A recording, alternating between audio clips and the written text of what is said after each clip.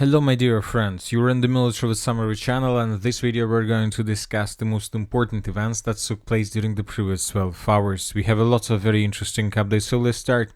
And first we're going to talk about the massive strikes. The Ukrainians carry out massive drone strike deep inside of the territory of Russian Federation with the purpose to get the city of Moscow. When talking about the Russian side, they carry out massive missile and drone strike all over the entire territory of Ukraine. In front of your screens you can see the map where we can see lots of explosions. Basically, these are the places, towns, settlements, facilities, energy facilities that were attacked by the Russians during the previous night. A lot of explosions, and Ukrainians this morning provided us first numbers. According to Ukrainians, 45 missiles and 266 drones were brought down by the Ukraine air defense during the previous night. Furthermore, the Ukrainians reported that in total the Russian Federation launched 69 missiles and 298 drones. Obviously, that was the biggest massive missile and drone strike since the beginning of the special military operation. And of course, during the previous night we got a lot of videos, a lot of photos of consequences of Russian attack. For example, this is the photo of the video from the city of Kiev. In this video we can see that a building, civilian building, was damaged either as a result of Russian drone strike or as a result of Ukraine air defense work. Furthermore, we got lots of videos from the city of Odessa. This settlement was also attacked by the Russians. According to information we have, a strike was carried out on Ukraine armed forces facilities in Odessa. There is a fire at the landing site in the airport area, and a large column of smoke is rising. When talking about the western part of Ukraine, during the previous night we got also a very interesting video.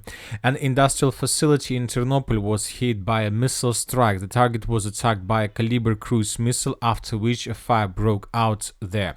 So basically, when talking about this western part of Ukraine, we haven't received almost anything from the western part for a very long period of time. The Russians haven't bombed the western part for probably half a year or so. And now we see that the Russians resumed their attacks on the western part of Ukraine. Furthermore, we had lots of information, lots of videos from the city of Nikolaev. In this video we can see a building. The last floors of this building, as you can see, were completely destroyed as a result of Russian, most like a Caliber strike, but the roof and 2 or 3 floors were completely destroyed. This is the same building but from another angle. As you can see, also a civilian building was destroyed either as a result of Russian missile strike or as a result of air defense. We have very interesting video from the city of Chernigov. Also, we haven't received almost anything about the city of Chernigov since the beginning of the special military operation, and today the Ukrainian sources published this video where we can see the work and the attack of Russian Iskander missile. So Ukrainians, as you can see, during the first seconds of this video were trying to probably use some air defense systems with the purpose to bring Russian missile down or maybe to destroy Russian drones, but we see that nothing helped the Ukrainians to prevent from this strike, and now we see the work of Russian Iskander. Very heavy explosion, and something big was obviously destroyed in the city of Chernigov. Once again, when talking about this map, all over the entire territory of Ukraine, the strikes and explosions were recorded. Another important article was published by the Kiev Post. Ukrainians reported that American Patriots can no longer cope with Russian Iskander missiles. The Russians managed to improve them significantly. So basically now Patriot systems are no longer effective against Russian missiles. Maybe the Ukrainians published this post with the purpose to force the Western countries to provide them something better. Currently it's very difficult to say, but obviously the situation is very critical with Ukrainian air defense. Furthermore, during the previous days, we got very interesting article published by the US intelligence. Putin still determined to win the war against Ukraine. US intelligence. The Russian president views the war in Ukraine as an existential struggle against the West, which is, in his opinion, will determine Russia's place in the world. The analysis says he wants to continue the strategy of attrition and will try to demoralize Ukrainians and reduce Western aid. The American Americans say. So, which means that most likely the Russians will continue, but despite these strikes, despite the situation on the ground, today a third stage of prisoner exchange is going to take place, and tomorrow most likely this process will be finished. This prisoners exchange process will be finished, and most likely right after the Russians will provide Ukrainians their view and their understanding of the peaceful settlement of the conflict. Once again, we're talking about significant number of secure zones, lots of territories, a neutral status, and many other things. Furthermore, we got very interesting report from the commander of the US Armed Forces in Europe, Kavoli. Russia will be able to fight for at least another 2 years at the current level of losses. 2 years is too many. 2 years is very many, and you know that. I'm not sure that Ukrainians are able to fight the same period of time, even with the support of the Western countries, because the war and clashes and destructions are taking place on the territory of Ukraine, not somewhere else. Now let's move further. Let's discuss the situation on the ground. We have lots of very interesting updates. And first, let's talk about the Sumy direction, where the Russians continue creation of their secure zone. And today, for the first time since the Russians crossed the border with the Sumy region, the Ukrainian sources, Deep State, adjusted their maps. Deep State finally updated large gray zone in Sumy area as Russian-controlled Operation Buffer Zone. So this is the situation in this area since the beginning of March, when the Russians crossed the border. The Ukrainians, for some reason, refused and rejected all updates and all information that we were receiving from this area. And just today, on the 25th of May, they made several adjustments, and now we understand, we see clearly the situation in this direction. Basically, the pro-Ukrainian sources confirmed that the Russians managed to get the village of Yunakiivka from the north, and currently there are very heavy clashes. Now we start receiving lots of different analysis from different sources regarding the situation on the ground, and obviously the first thing that the Russians are going to do, of course, they will continue their pressure from the northern direction in the direction of the central part, and obviously now the Russians will reactivate their activities on the line between Belavody, Yunakiivka, and further in the southern directions towards the road N07, with the purpose to cut the village of Yunakiivka from supply and support. The settlement of Yunakiivka is a part of Russian secure zone. Now let's move further. Let's discuss the situation in the area of Alchansk. Today, the pro-Russian resources reported that they managed to improve their position significantly in the northern part of the city of Alchansk.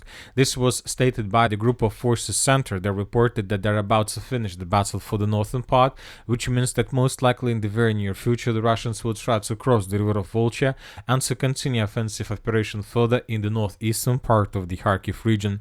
So we expect a huge activization of the Russians in this region. Furthermore, today we continue receiving different reports from different sources. Once again, I'll remind you that Sky News recently reported that Russia masses up to 50,000 troops on Kharkiv border.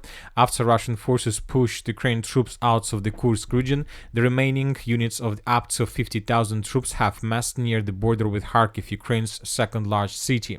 So we are waiting for additional offensive operation from the Russian side, which most likely is going to start during the next several days. So Ukrainian sources reported that Russian full-scale offensive is going to start at the beginning of June. Now let's move further and let's discuss the situation in the Liman direction, where the clashes continue taking place. According to information we have, there are very heavy clashes on the border between Zarechno, Tarskoye, and inside of the settlement of Tarskoye itself. Once again, I'll remind you that according to Minister of Defense of the Russian Federation, the village of Tarskoye was taken by the Russians probably 1 week or so ago. But several pro-Russian resources reported that the Russians, the Minister of Defense of the Russian Federation, probably made this report too fast. According to information we have, the village of Tarskoye either in the gray zone or under complete Ukraine control. So as for now, we're not going to change anything. We're waiting for additional updates, but most likely the situation in Tarskoye is completely differs from the situation that you can see right now in front of your screens. At the same time, the Russians continue bombing and attacking the village of Zarechno. In this video, we can see another episode how the Russians managed to discover position of the armored forces of Ukraine FPV drone operators, and as a result of Lemur strike, this position was destroyed. In the most southwestern part of the village of Zarechna, we can see how the Russians were attacking the main logistic roads of the armored forces of Ukraine, the road Ukrainians used to supply and support their forces in this area. So despite the fact that we still don't know the exact status of the village of Tarskoye, we see that the Russians continue advancing, and obviously if the village of Tarskoye is not under complete Russian control, we understand that most likely it's just a matter of time.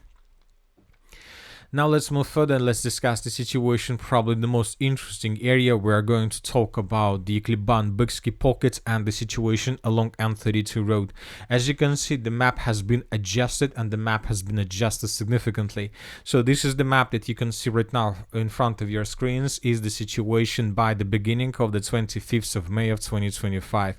Let's go back a bit. Let's discuss the situation by the end of the 24th of May. So as you can see, yesterday we got report that the Russians managed to improve their positions along these three lines based on this video, where Ukrainians were attacking Russian infantry fighting vehicle with FPV drone, and this vehicle was destroyed. Based on this video yesterday, lots of mappers adjusted their maps in Russian favor.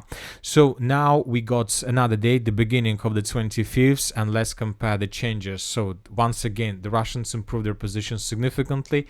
Now let's start everything step by step from the beginning, and first let's talk about the most western flank, about the situation along N32 Road. So these pockets, these territories were adjusted in Russian favor based on the video that was published by the Ukrainian sources. We're talking about this video. Here we can see how Russian vehicle was moving towards Ukrainian positions. Some sources reported that we can see a another Russian breakthrough in this area, but if you ask my opinion, I believe that right in front of our screens we can see a kamikaze attack. So I believe that this vehicle was empty. There were no soldiers inside of this vehicle. There were just probably lots of explosions, lots of explosive, and the Russians sent this kamikaze vehicle with the purpose to attack most likely these trenches, these strongholds, or probably to make a breach in Ukrainian defense. But Ukrainians counter-attack or attacked this vehicle. As a result of Ukraine FPV drone attack, this vehicle was destroyed, and the Russians haven't managed to reach the next stronghold of the armored forces of Ukraine. So according to this geolocation, we see that the Russian vehicle was moving from the east in the western direction like this. And based on this video, we came to conclusion that Russian vehicle was sent from this tree line, which most likely means that everything to the south and to the southeast of this tree line is already under complete Russian control. So based on this video, we have adjusted the map. So once again, Russian vehicle was moving from this tree line in the direction of Ukrainian positions in this area, but Ukrainians attacked Russian vehicle exactly in this point, and then there was a very heavy explosion.